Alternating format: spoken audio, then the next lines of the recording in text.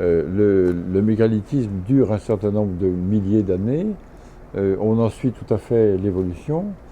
Et il faut dire d'ailleurs que le tout début est représenté par ces tumulus qu'on appelle tumulus royaux, ça vaut ce que ça vaut, ou princiers, comme vous voulez, si vous voulez, représentés aussi par ces grands tumulus qu'on appelle du carnacéen. C'est si typique de Karnak que ça s'appelle de carnacéen. Et le carnacéen, ce sont donc ces grands tumulus royaux qui sont immenses.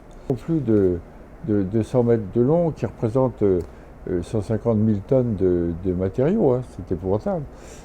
Tout ça pour abriter quelques coffres, mais les coffres en question contiennent des pièces superbes, et des pièces lithiques, des pièces en pierre, sous la forme de haches, sous la forme de perles, sous la forme d'un certain nombre d'objets.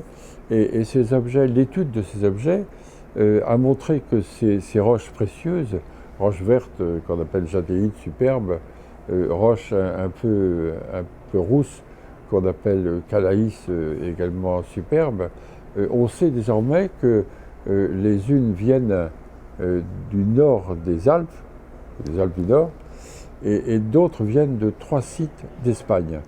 Donc ça prouve ce que l'on imaginait déjà depuis longtemps, mais qu'il y a eu des voyageurs, des colporteurs qui sont arrivés avec ces matériaux, qu'il y a eu peut-être des échanges, et que en tout cas ces transports se sont faits soit à pied, par exemple des Alpes en Bretagne, soit en bateau.